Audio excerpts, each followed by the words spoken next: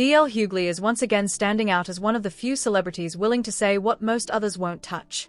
While figures like Jaguar Wright and Kanye were quickly dismissed as crazy for warning people about Jay-Z, D.L. is essentially saying maybe the warning should have been taken seriously. Now, with Jay-Z's name appearing in the Epstein files alongside his former friend Harvey Weinstein, those old warnings are being re-examined. And suddenly, Jaguar and Kanye don't sound so far-fetched. What really sets D.L. apart is that, unlike most celebrities who remain completely silent on anything related to Epstein, he is speaking out boldly. He's calling for everyone named in those files to be investigated, no exceptions.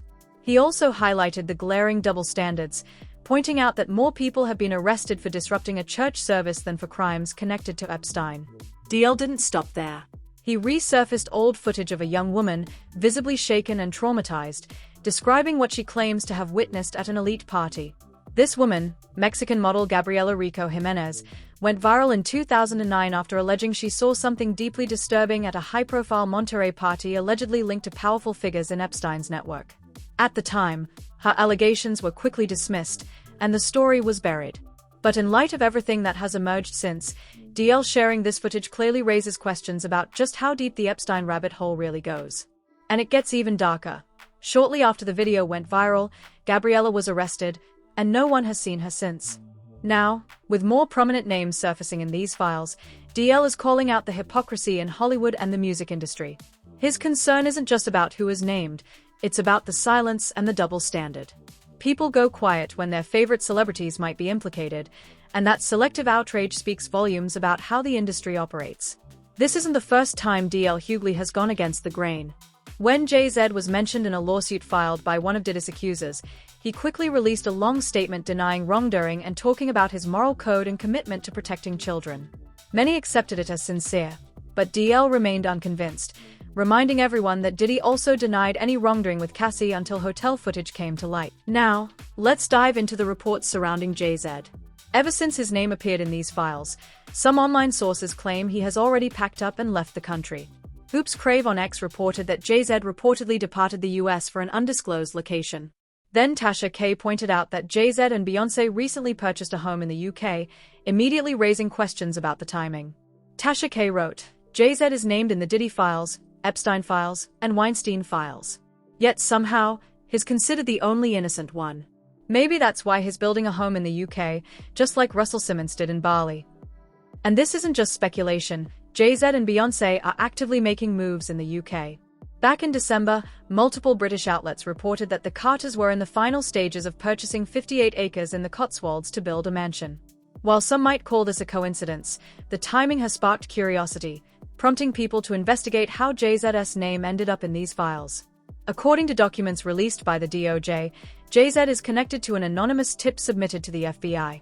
The caller claimed that back in 1996, she woke up inside Epstein's Florida mansion and saw Harvey Weinstein and Jay-Z in the room. Many fans were quick to dismiss this, arguing that Jay-Z couldn't have been moving in elite circles in the 90s, but that perspective ignores the bigger picture. Jay-Z may not have been the billionaire mogul we know today, but he certainly wasn't a nobody. He was already connected, mingling with money, nightlife, and influential people. Even before his music career fully took off, he was involved in other ventures that industry executives found valuable. And remember, Diddy himself was recruited by powerful figures like Clive Davis. So the idea that Jay-Z couldn't have crossed paths with Hollywood elite isn't far-fetched. Another detail often overlooked is just how close Jay-Z and Weinstein became years later. A recently resurfaced clip shows Weinstein stepping in during an interview, cutting off a reporter who asked Jay about Trump, almost acting like Jay-Z's handler. The moment was unsettling. Jay-Z looked like a deer caught in headlights, hesitant, tense, almost afraid to say the wrong thing, before Harvey Weinstein suddenly stepped in, cutting the exchange short like a handler taking control. Now, this doesn't prove what may have happened back in 1996, but it does show something important. Jay-Z already had access to high-level industry spaces around that time. That's why people are starting to side-eye the larger pattern. For years, Jay-Z was publicly close with R. Kelly, Diddy, and Harvey Weinstein, all men who later became convicted offenders. So the question becomes unavoidable. Are we really supposed to believe Jay had no idea what any of them were doing behind the scenes? That it's all just coincidence that so many figures in his inner circle were later exposed as predators? When it comes to Weinstein's connection to Epstein, that relationship isn't up for debate. It was well documented. The two knew each other for years before either was publicly exposed, and they moved in the same elite social circles long before the scandals erupted. Epstein and Weinstein were photographed together at multiple high society events, including the infamous royal party for Princess Beatrice's birthday at Windsor. And their connection wasn't limited to social appearances. There was a clear business relationship as well. In 2003, Epstein and Weinstein were part of a small investment group that attempted to purchase New York Magazine. The deal ultimately fell apart, but the fact remains, they were actively working together on a major business venture, proving their relationship went far beyond casual networking. On top of that, reports suggest Epstein used his connection to Weinstein to impress young women. He even allegedly pressured Weinstein into casting one of Epstein's victims in a horror film produced by the Weinstein Company. According to the Daily Beast, Epstein considered Weinstein a close friend and frequently invited him to his Paris apartment. New York publicist R. Corey Hay told the outlet, "It wouldn't surprise me if Weinstein and Epstein felt a kinship through their immoral character traits and developed a symbiotic relationship rooted in their shared darkness." So if Epstein and Weinstein bonded through their behavior, the question becomes unavoidable. Where does JZ fit into all of this? Epstein and Weinstein were clearly close, which naturally draws attention to JZ's proximity to them. We've already seen the interview clip where Weinstein steps in like Jay's handler, and that moment occurred during the same period when Weinstein was actively traveling and socializing with Epstein. Because those timelines overlap, people are now connecting the dots. And let's not forget, back in 2016, JZ signed a film and television first-look deal with the Weinstein Company. That deal led to several projects being planned together, and this all happened just months before the allegations against Harvey Weinstein went public.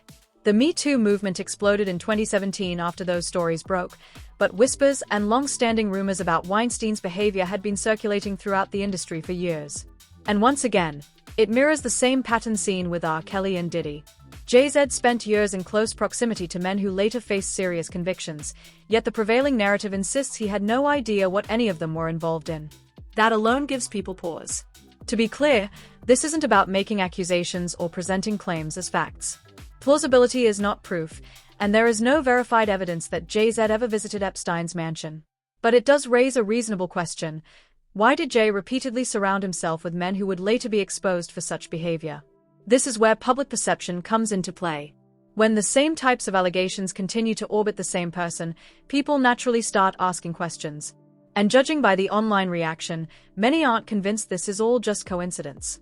One post on X went viral, reading, "JZ is an evil billionaire just like the rich white men you'll claim to hate, but because he's married to Beyoncé, it gets ignored."